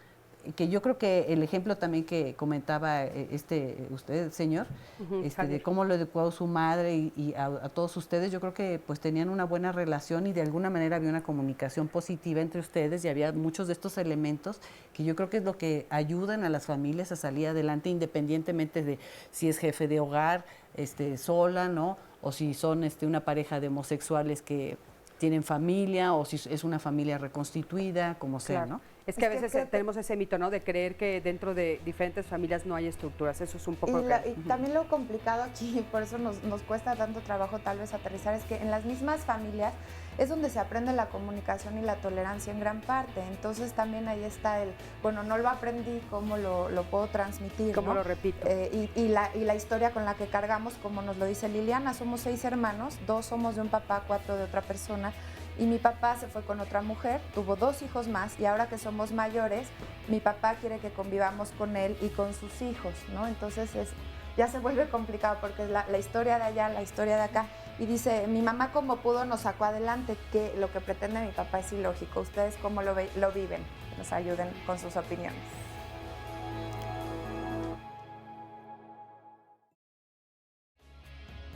Como todos los martes, le vamos a presentar fotografías, las imágenes de las personas que han desaparecido, que se encuentran lejos de sus seres queridos. Por favor, preste mucha atención si reconoce alguna, si le parece que algún dato puede ser importante. Por favor, no duden en comunicarse a los teléfonos que aparecen en pantalla. Vamos a ver primero a Alexander Méndez Maldonado y Bárbara Itzel Méndez Maldonado. Ambos se perdieron en calle Norte 18, en el número 703. De la colonia Independencia en el Valle de Chalco, esto es en el Estado de México. Ahí estamos viendo ambos hermanos, Alexander y Bárbara Méndez Maldonado. Vamos ahora con una segunda fotografía que es de Denise Pamela Camacho Nava, quien se extravió en Conalep 189 en la colonia San Francisco, Culhuacán, en la delegación Coyoacán. Esta joven, que ya le hemos presentado su fotografía anteriormente, se perdió el 7 de septiembre de este año. Por favor, vea bien su foto, si la reconoce, cualquier dato que usted crea que le parece importante, por favor, compártalo con nosotros. Y le voy a mostrar una fotografía más, es de Ricardo Pioquinto Jaimes, quien se perdió en calle Morelos, en el lote 21, manzana 42, en la colonia La Mancha 3, esto está en el municipio de Naucalpan, en el Estado de México. Ricardo se extravió desde el 27 de mayo de este año. Y por último, vamos a ver una última fotografía que es de Sergio Núñez Acosta, quien se extravió en la calle Altamirano 184, en el barrio San Mateo, en el municipio de Metepec, del Estado de México. El pasado 25 de septiembre, le repito, su nombre es Sergio Núñez Acosta. De antemano, muchísimas gracias por toda la información que usted pueda proporcionar. Créame que sí, hay mucha gente que ha regresado con sus seres queridos gracias a secciones como estas y a la colaboración de todos ustedes. Vamos a ver ahora un resumen y después lo invito a que escuchemos el testimonio de una joven que nos comparte cómo está constituida, cómo es su familia. La familia tradicional es el primer tipo de familia que hubo. Luego viene la familia moderna. La familia moderna ya requiere de amor. Y luego viene la familia contemporánea a partir de los 60s, En las sociedades modernas también tenemos familias que se han llamado tradicionales, básicamente la familia nuclear. La familia nuclear compuesta por papá, mamá o papás e hijos. Hablar de familia tradicional como papá, mamá e hijos tiene un sobrevalor. Se cree que familia conformada bajo estos integrantes es igual a familia armónica, familia que va a transmitir valores. Hoy hay una tipología de familias muy variada, ¿no? Lo que importa son los vínculos, y hay 3. Vínculo infantil, en donde el papá o la mamá parece otro hijo. Vínculo adulto, en donde tomamos responsabilidades y tratamos de guiar a los hijos. Y el vínculo perverso, dirían algunos psicoanalistas, que es en donde reina la violencia. En la familia, los ancianos, los mayores, se les debe respeto. Un hijo no respeta a los adultos o los abandona, diría yo, ¿qué ejemplo le está dando a los demás hijos? Estas jerarquías generacionales son importantes. Cuando hay un desorden familiar es que alguien quiere tomar el papel de su padre o del abuelo y entonces está rompiendo la estructura o el sistema familiar. Lo prudente ahora es ir hacia la equidad, hacia la igualdad entre hombres y mujeres. Mis papás se casaron y 10 años después de tratar de tener hijos no pudieron. Me adoptaron desde que nací. Yo la supe cuando tenía como 14 años. Me enojé con mi mamá y ella se enojó mucho y se salió. Se fue de la casa y yo me puse muy triste. Llega mi mamá, empezamos a comer y pues tenía yo que decírselo, ¿no? Preguntarle que si era yo adoptada. Y se lo pregunté. Y ella me dijo, ¿quién te dijo? ¿Alguien te dijo? ¿Tus tías te dijeron? Y en el momento yo dije, trágame tierra. Mi mamá me preguntó que si yo quería conocer a mis padres biológicos, a mi mamá. De hecho, me dijo cómo se llamaba. Se llama Berta. Me dijo que ellos viven en Durango. Que en ese momento yo le hacía todas las preguntas, que resolviera todas mis dudas, porque era un tema muy doloroso para ella y que por favor ya no le volviera a preguntar después de ese día. Entonces yo le dije, no, o sea, solamente quería saber si yo era adoptada, pero no quiero conocerlos porque con ustedes he tenido todo el amor. Si ustedes me hubieran tratado mal, tal vez sí te diría, dime quiénes son mis padres para ver si me dan una vida mejor, pero no, la verdad es que no quise en ese momento ya preguntarle más.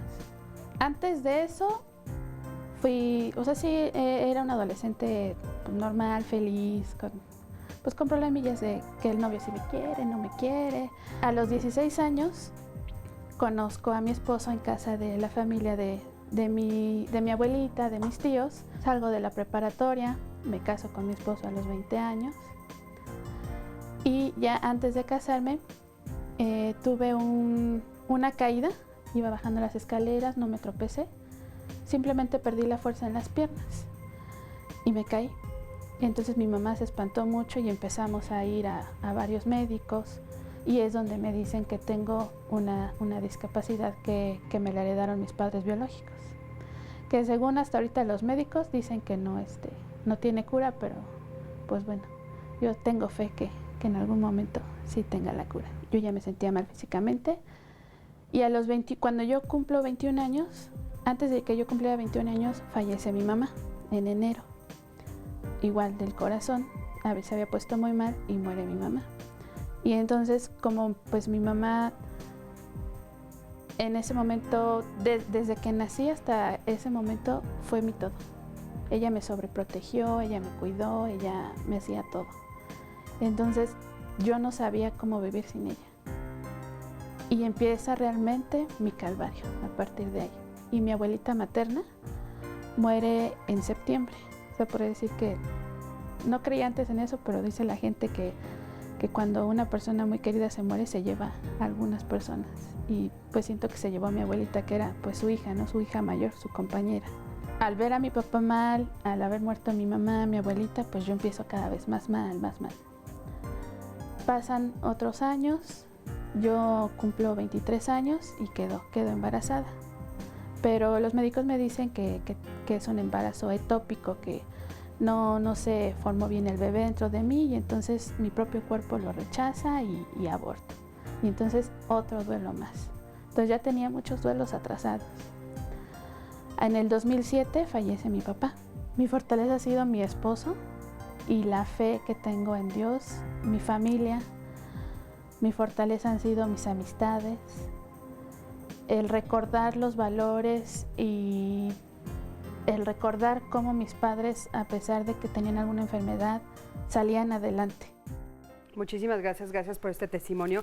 Y bueno, aquí nos damos cuenta que inclusive es una familia que ella es adoptada y de todas maneras las estructuras que se mantienen, ¿no? De límites, de reglas, etcétera. Y pues ella es una mujer que logra salir adelante a pesar de todo lo que implica su vida, ¿no? Pero bueno, tengo por aquí a Jamie. Hola, buenos días. Muchas gracias por la invitación. Muchas gracias por estar aquí. Tú eres mamá soltera. Mamá soltera, vengo de hecho de parte de la Asociación de Madres Solteras trabajando de Tláhuac. ¿Y cómo ha sido para ti poner estructuras dentro de tu familia siendo mamá soltera? Pues de entrada fue un poco difícil, pero... ¿Por qué fue difícil? El tratar de, pues al principio no saber qué rol darle a tu hijo, sí, cuándo ser papá o cuándo ser mamá, ¿no? Entonces, sí te viste en esa disyuntiva. Ajá, sí, al principio sí. ¿Qué me toca como mujer, pero qué tendría yo que hacer? ¿Y estabas viviendo sola? No, vivo en casa de mis papás, vivimos 5 personas ahí, pero sí he tratado de marcarle esta estructura, ¿sí? Mi familia es mi hijo y yo, a pesar de que somos varios en la casa. ¿Tus papás nunca han tratado de dar órdenes o de imponerse porque sienten que estás sola, porque eres mamá soltera, porque no está el papá? No, al contrario, yo tengo la libertad y tengo de poder educar a mi hijo con las bases que yo tengo. Ahora, nos dices que bueno, que sí te confrontaste de repente con esta idea que yo creo que es una idea que socialmente muchos tenemos, de falta el papá, ¿no? Y entonces, bueno, pues se supone que el papá tiene que poner ciertas reglas o son algunas las cosas que él hace. ¿Cómo lo supliste eso? Pues te digo, sí fue difícil, pero pues más que nada la comunicación, ¿no? Más que nada la comunicación con mi hijo, y bueno, marcarle, aquí somos tú y yo, y y no y seguir, ¿no? El ritmo, ¿no? El ritmo, o sea, tú fuiste la que sí, hizo marcando, las ajá, marcando. Muchísimas gracias. Sí, bueno, pues aquí tenemos este tipo de familia y de este lado tenemos también otro tipo de familia. ¿Cómo estás, Edgar? Hola, ¿qué tal? Buenos días. Y bueno, también está Jesús por aquí, vienen los dos a contarnos. Ustedes también forman una familia. Así es, nosotros formamos una familia homoparental. ¿Tienen hijos? Tenemos una bebé, una pequeñita de 1 año 9 meses. Oye, y hablando de esto de las estructuras, ¿no? Y a lo que de repente nos enfrentamos, de, bueno, quién hace qué cosa, quién pone las reglas, ¿ustedes cómo lo han resuelto? Bueno, en nuestro caso es un poquito más complejo porque la niña todavía la cuida mi mamá y la cuida su mamá biológica todavía entre semana. Nosotros trabajamos, sin embargo su mamá biológica no puede hacerse cargo de ella, entonces la niña principalmente está con nosotros los fines de semana o entre semana cuando ellos no pueden estar. Y bueno, ¿pero ustedes ya la adoptaron? Nosotros nos hacemos cargo, yo tengo la patria potestad de la niña. Sí, okay. Entonces nosotros educamos a la niña y... ¿Qué edad tiene ella? 1 año 9 meses. Okay. Así es. Y desde que antes de que naciera, ¿cuándo fue cuando ustedes hicieron este trato con la mamá biológica? Cuando ella nace, empezamos a platicar cómo iba a ser la situación, cómo íbamos a cuidarla, quién se iba a hacer cargo, y bueno, se decide que yo me haga cargo de la niña. En ese momento llega Jesús, mi pareja, y bueno, también se integra a la familia, y es como se empieza a conformar ya la familia homoparental. Y entonces, bueno, digamos que en este momento tu hija tiene esas dos figuras. Esas dos figuras, exactamente. Tiene de un lado 2 papás y del otro lado 2 mamás. 2 mamás. Así es que sería su mamá biológica y mi mamá, que es su abuela. ¿Que está viviendo su mamá biológica con tu mamá? Así es. Sí, ella, bueno, no puede valerse por sí misma. Mi mamá es la que la cuida y bueno, tiene a la niña y entre semana, bueno, ellas son las que la cuidan. Bueno, este es un ejemplo perfecto de familia contemporánea. ¿Qué opinan de esto? Sí, yo pensaría que efectivamente tenemos que aprender a fluir aprender a fluir y seguir adelante. Entonces me parece que el tema de la estructura creo que es el amor. Si vemos coloquialmente y le preguntamos a un herrero, carpintero, ¿cuál es el alma del mueble? Es la estructura. ¿Cuál es el alma de la familia? El amor. Entonces creo que en ese sentido, dar amor es muy importante. Ahora bien, todo es casi también una situación de equilibrio, porque voy a tomar el concepto de amor y el concepto de cuidado. El demasiado amor también puede generar situaciones terribles o perversas, ¿no? Yo amo mucho a mi hija y quiero lo mejor para mi princesita y al que su corazón elige lo mando por un tubo. Ese demasiado amor es terrible, o esa falta de amor también es terrible. Entonces, cuando amamos, cuidamos. Si amo algo, lo cuido. El punto es cómo lo cuido. Y yo creo que también lo importante es el respeto. Yo creo que en el tema de la adopción es un tema difícil para el primer punto. Y quien da a alguien en adopción, quizá hay un drama muy fuerte. Entonces a veces decimos que para poder educar a alguien que tengo en adopción, honro a sus padres biológicos. Digamos, les pido permiso, ¿sí? Hablo bien de ellos, porque si al hijo o a la hija hablo mal de sus padres biológicos, yo no tengo autoridad moral como para decirle. Todo entonces funciona en un base al amor, al respeto. Pero de nuevo esto es muy complejo. Yo digo que hay que ver mínimo un diálogos por confianza por cada semana, ¿no? Para meterse en lo profundo del tenemos tema, ¿no? uno a la semana, pero a ver, Lourdes, adelante, por favor. Bueno, ahorita les leo comentarios. Sí, a ver, Lourdes, A mí adelante. me parece muy importante que salgamos de los prejuicios, lo hemos venido diciendo. Miren ustedes, a veces resulta que lo que se pone en juego cuando una pareja homosexual educa a un niño es que la gente en general dice, ¿qué va a pasar con esa niña? En este caso, por ejemplo, con su identidad sexual. Claro. Entonces, ¿qué va a hacer o qué no va a hacer? Hay quien toma la teoría del modelaje. Si le modelan que la vida es de homosexual, pues entonces así va a ser. Yo siempre que alguien dice esta cosa tan simplista, digo, bueno, pues entonces casi no habría homosexuales, habría muy poquitos, porque la mayoría de los matrimonios son heterosexuales. Entonces, ¿por qué hay un niño, una hija, un hijo homosexual en una familia heterosexual, en una pareja heterosexual? Y a veces entonces, 3 y 4, ¿eh? Claro, claro. No, en una sola familia, Entonces, en una pareja heterosexual, tienen 3 hijos homosexuales. Así entonces no va la teoría del modelo, va por otros lados, la identificación. Oye, pero a ver, Lourdes, en este caso en particular, que sería como muy contemporáneo oírlo, fíjate, estamos hablando de una mujer que tiene a su hija, que, o sea, le da la patria y custodia a ellos, ¿no? Bueno, a él en particular, que él ahora comparte con Jesús, pero habita con la mamá de Edgar. O sea, es una familia muy, muy diferente a lo que hemos escuchado, ¿no? Sí. Ahora, todo esto va a marcar a la niña, no forzosamente la va a marcar de manera negativa, porque mi historia me marcó para bien y para mal, porque no hay historias rosas absolutamente. Entonces, ¿cómo me marca la historia y qué voy a hacer con ella? Lo que vaya a hacer con ella es mi responsabilidad. Yo no puedo, ni nadie deberíamos estar, que porque mi mamá fue, que porque mi papá no fue, que porque no estuvo, echando la culpa a todo el mundo y no hacerme responsable de lo mío. Me va a marcar mi historia, eso es indudable, y tiene que ver con cuestiones desde el psicoanálisis también inconscientes que voy a tener que tomar. A ver, por favor, este comentario que nos hace Gabriel.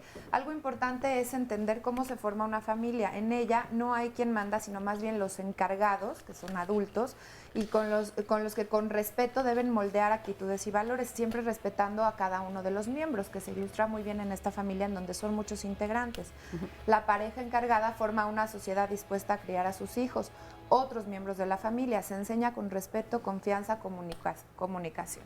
Claro, por supuesto. Sí. Tenemos un segundito. Sí, nada más reforzando un poco lo que se ha presentado y con este testimonio que nos han presentado ellos dos, que yo creo que estos prejuicios es porque nos sentimos tan amenazados de que si reconocemos que hay otras familias diferentes a lo que nosotros somos, pues nosotros entramos en cuestión y en incertidumbre porque pues estaré haciendo bien o no estaré haciendo bien, o qué pasa con mi familia, no, si la mía debe ser perfecta porque soy nuclear o lo que sea.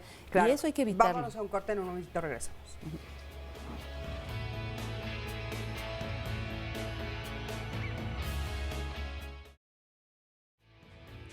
Ya estamos de regreso, casi por finalizar el programa del día de hoy, en donde hemos hablado de la familia y de que la familia necesita estructura, aún como esté constituida y como ella, como sea tu familia, pues necesita una estructura. Y la próxima semana no te pierdas el programa porque vamos a hablar de la lactancia y el vínculo materno.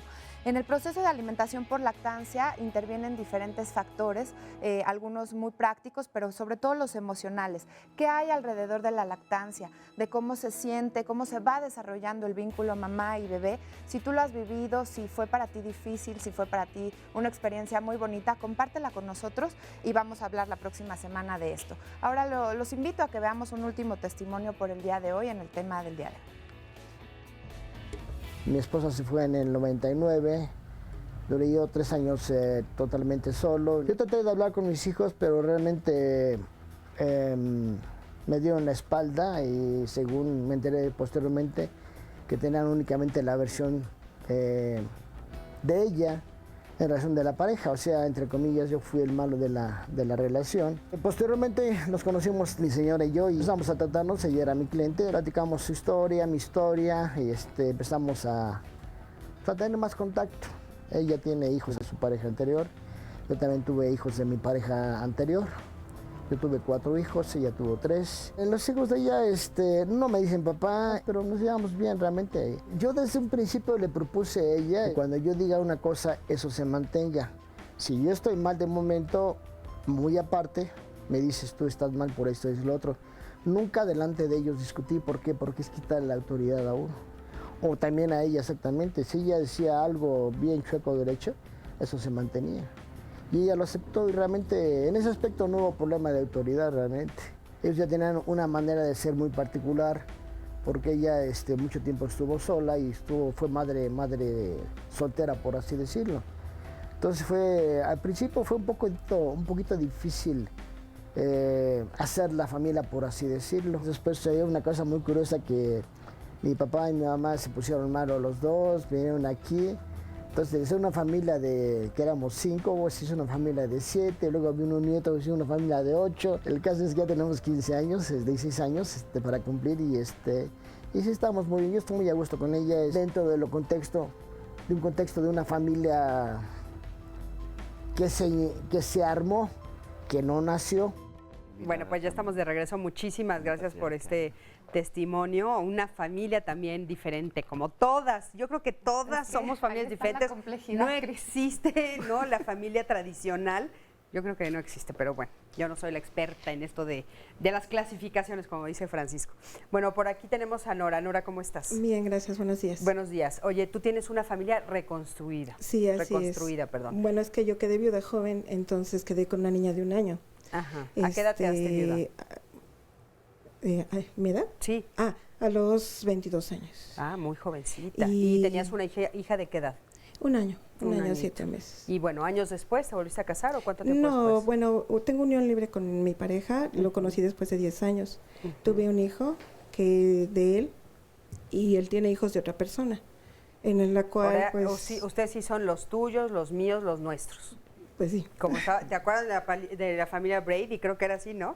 Los tuyos, los míos y los nuestros. Muy bien. ¿Y ustedes cómo lo han hecho al interior para tener reglas, límites, comunicación, estructura, todo lo que los especialistas nos han dicho? Pues es difícil, porque yo con mi hija la tuve que sacar adelante porque quedé viuda joven. Mis papás me apoyaron un tiempo, pero después yo tuve que sacarla adelante sola. Afortunadamente es una niña que, bueno, está casada, que está bien. Está independiente, autosuficiente. Sí, trabaja y todo, y tengo una nietecita también.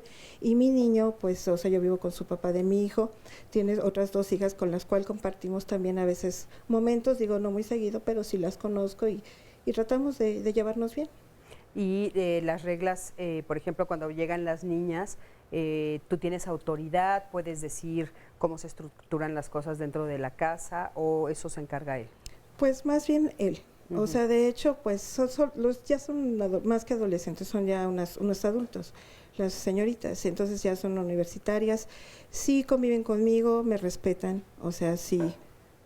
Convivimos bien, compartimos cosas. Ahora, el ejemplo que nos está poniendo Nora, pues es de los que más escuchamos, ¿no? Que son estas familias reconstruidas. Si quieren comentar algo. Yo quisiera comentar que en esta modernidad de las familias y en esta visión más incluyente y de respeto y de tolerancia, no debemos perder de vista que la familia tiene funciones específicas.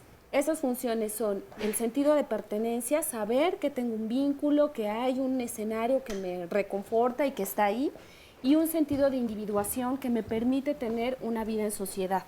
Entonces, independientemente de cómo se configuren las familias, sí tenemos que caminar hacia esto. Y yo solamente quisiera, en la pareja que nos comenta, que se vale tener en la familia homoparental, que se vale, podemos respetar, siempre que no pierdan de vista esta claridad, ¿no? Y que lo más importante ¿A qué te refieres con esta claridad, Gaby? Esta claridad de cuál es la función que yo tengo como familia, ¿no? Sí, porque a mí me llama la atención, es una familia diferente a la que hemos escuchado. La verdad, yo creo, no sé si lo que digan la producción, pero es la primera vez que tenemos una familia donde él dice, bueno, yo me voy a hacer cargo de una bebé y va a vivir conmigo solo los fines de semana y tengo la patria potestad, pero no vive realmente ahorita conmigo. Y convive con la madre biológica, porque está hemos con la visto madre en donde biológica. hay una adopción, Una adopción plena, hay una adopción plena, pero no habíamos visto un caso similar. Sí, lo que pasa es que aquí se configuran muchos aspectos que hacen muy compleja esta familia. Muy compleja. Desde una hija que por alguna situación no pudo permanecer con la madre biológica, y lo platicábamos con Lourdes, eso se incorpora en la psique del ser humano. O sea,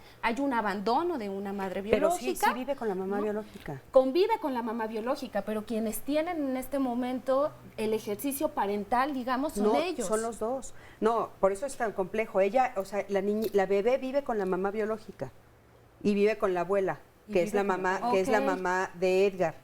Con ella, y los fines de semana va con Edgar. Sí, creo que esta confusión que nos genera a nosotros, claro. evidentemente se le va a generar a ella. Sí, ahí es donde hay que clarificar los límites. Exacto. Ahí es donde hay que tener como ¿Qué les recomendarías? Bueno, primero como entender a partir de un proceso personal qué busco yo a partir de este ejercicio parental, ¿no? Y cómo puedo yo ser un padre nutricio para esa niña que realmente le sirva el que yo esté presente y que tengan muy claros los límites. O sea, sí.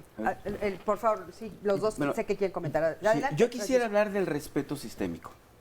Si tengo una persona y yo hablo mal de lo que ella ama o es su origen, entonces estoy perdiendo. ¿Qué importa si yo te amo a ti, pero si hablo mal de los que tú amas?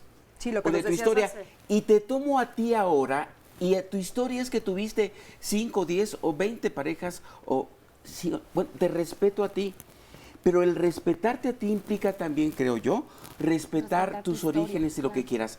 Tú me puedes tomar a mí, pero si desprecias a lo que yo quiero, a lo que yo amo, no me estás tomando. Entonces hay como un orden o una empatía sistémica. Pero al amarte a ti... ¿Tiene que ver con ellos? Sí, va a ver, sí. Por ejemplo, yo creo que en todas las familias, sí. Cuando yo te tomo a ti y te acepto como eres, con tu preferencia, con tu gusto. Sí. Si hay algo de lo que tú haces que me disgusta o me molesta, tenemos ahí un conflicto. Conflicto es cuando lo que tú haces o dejas de hacer me afecta. Pero si tú eres como tú eres y no me afecta, ahí estamos en el respeto, pero a ver, ¿no? vamos a retomar lo de la familia. Yo creo que hay una parte que es muy importante, que es la verdad duele, pero la mentira enloquece, ¿no? Entonces creo que tener la mayor claridad posible, tanto en la familia como con los hijos, sea una o sean 5, vale la pena. Si yo tengo hasta cierto grado la posibilidad de aceptarme lo más posible como soy, que tengo un montón de defectos y otras cuantas cualidades, incluyendo mi elección sexual, y no tengo algo que por ahí llama Marina Castañeda una homofobia internalizada, que se va a notar en el hijo, entonces ahí la cosa puede funcionar. Pero si yo tengo una serie de broncas con mi propia identidad, mi propia vida, mi familia, o sea, una serie de cosas, y luego quiero hacer ocultamientos u omisiones a los hijos, ahí va a haber aún más problema. Y digo aún más porque nunca jamás, no va a haber problemas. Claro. No es posible que no haya problemas.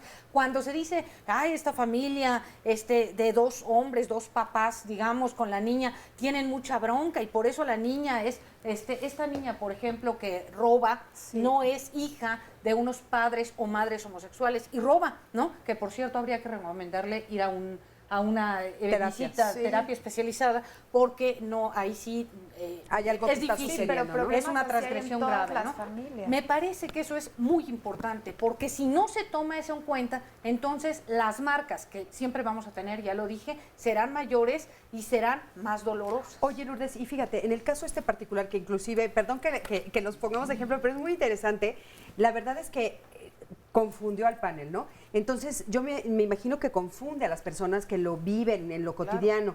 Mi pregunta sería, a esta chiquita, ¿qué tendrían ellos que cuidar en esta chiquita que está ahí? Tiene 1 año y tantos. ¿Qué tendrían que cuidar con esta niña? Yo creo que tienen que tener, en primera, una gran organización, digamos, estoy hablando de lo externo ahorita. Si la niña los fines de semana va con ellos, pues que vaya siempre con ellos y no, a veces sí, a veces no, a veces te quiero, a veces no te quiero. Si hay cambios de parejas, la verdad es que no habría que estarle presentando a nuevas parejas cada vez, sino decir, con esta pareja me voy a establecer y ahí me quedo. Y explicar si hubiera un rompimiento, ojalá no lo hubiera, pero si hay un rompimiento, es explicar y no, desapareció del mapa.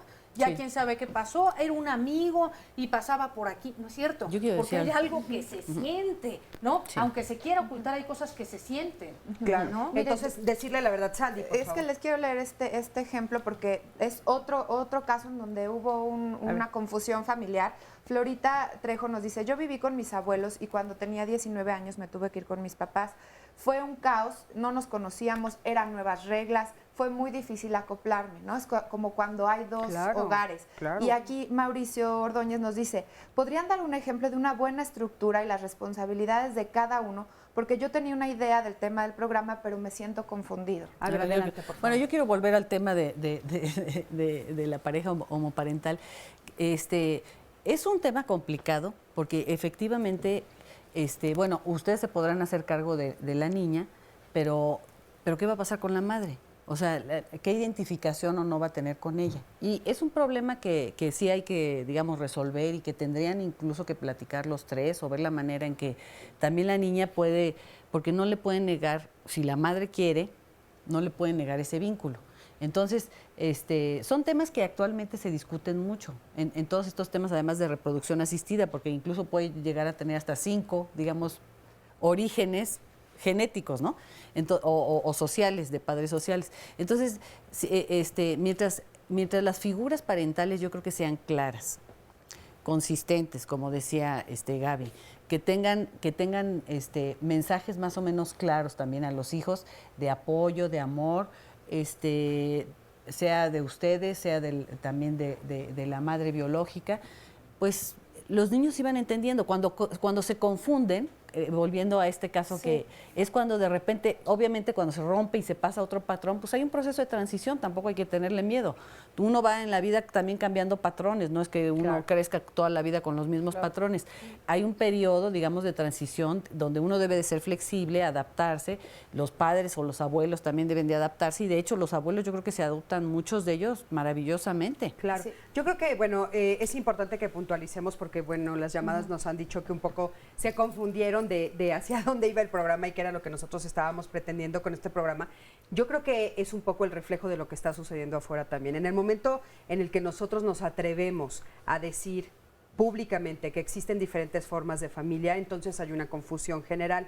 Hay una confusión en justamente cómo están estructuradas estas familias y qué es lo que está en el interior. Yo saco como conclusión, y ahorita ustedes me apoyarán o no, yo creo que lo más importante es, como ellos decían, la comunicación, que haya mucho amor, que haya un grupo de personas que busquen el bien común del grupo, no importa cómo esté conformado, quiénes sean los integrantes, pero que haya un bien común que quieran, que haya reglas claras, ¿no? Y que todos flexibilidad. Y flexibilidad. Yo creo que eso es lo que estábamos tratando de decir. Lourdes, tu opinión rapidísimo, tenemos 3 minutos al final. Yo creo que una de las cosas muy importantes es precisamente esta posibilidad de transmitir. No dije enseñar, dije transmitir, y la transmisión tiene que ver con lo inconsciente. Si yo no digo, por un lado, la sexualidad es creativa y es del orden de la intimidad, pero por dentro la hago un pecado y la siento que me voy a condenar con ella, lo que va a transmitirse al hijo es lo que siento y no lo que digo. Entonces me parece que la claridad es muy importante. Por eso decía, soy hasta donde puedo decir que soy, porque no puedo decir completamente qué soy ni quién soy. Soy esta y bueno, trato de trabajar con lo que tengo para no transmitir tanta confusión. Gracias, Francisco. Yo creo que tenemos que trabajar mucho el respeto y pues ser comprensivos con nosotros y con los demás. Yo creo que a veces amamos y los secretos, como bien yo le di en las palabras mías, lo que dice Lourdes, los hacemos por amor, pero a veces son terribles. Más vale la verdad, por dura que ésta sea, porque eso va a permitir fluir. Y si alguien nos descubre una verdad años después, estamos poniendo en riesgo la confianza y el vínculo. Entonces, por muy difícil que pueda ser, la verdad creo que nos puede hacer fluir y el respeto profundo. Gracias. Gal. Creo que la familia como sistema, como estructura, enmarcada en el amor, es lo que va a permitir seres humanos que tengan un desarrollo propio y que puedan derivar en una sociedad mucho más feliz, mucho más incluyente. Muchísimas gracias. Sí, bueno, yo creo que una cuestión importante en las familias que de estructura es tratar de conectarse, una conexión emocional y una conexión pues amorosa, aunque no todas las familias están con amor, la verdad, eso es cierto y también hay que aceptarlo y hay quien está cómodo viviendo así. Pero la conexión yo creo que es, digamos, donde pues creo que podrían tener muy buenos resultados. Pero entonces, si no hay amor dentro de la familia, ¿qué les recomendarías que sí hubiera? No, dentro por ejemplo, de las parejas. Con los hijos sí yo creo que sí debe de haber, pero hay parejas que incluso se casan, que no están enamoradas y se casan más por una cuestión social, mujeres que quieren, pues a sus hijos, quieren tener hijos y... Bueno, eso si quieren otro día lo platicamos, claro, pero ¿qué les recomendarías entonces? Que se unieran por el respeto posiblemente. Que se unieran por el respeto es efectivamente tratando de tener una buena comunicación, siendo flexibles, cualquier tipo de familia, siendo claros, lo más claro que se pueda. Y bueno, pues eso de estructura, porque la estructura no depende del tipo de familia o de la forma. Depende volviendo al inicio del programa, del tipo de vínculos que son estructuras. Los vínculos son estructuras de relación. Claro, entonces, bueno, vínculos sanos, vínculos amorosos, vínculos respetuosos, eso es lo que nosotros creemos y les compartimos a ustedes que creemos que es lo importante de este programa para las familias justamente que nos están viendo. Sandy, muchísimas gracias por el día de hoy. Gracias a todos ustedes por estar aquí. Gracias al público y gracias a ti que siempre estás del otro lado de la pantalla. Yo soy Cristina Jauregui y nos vemos la próxima semana.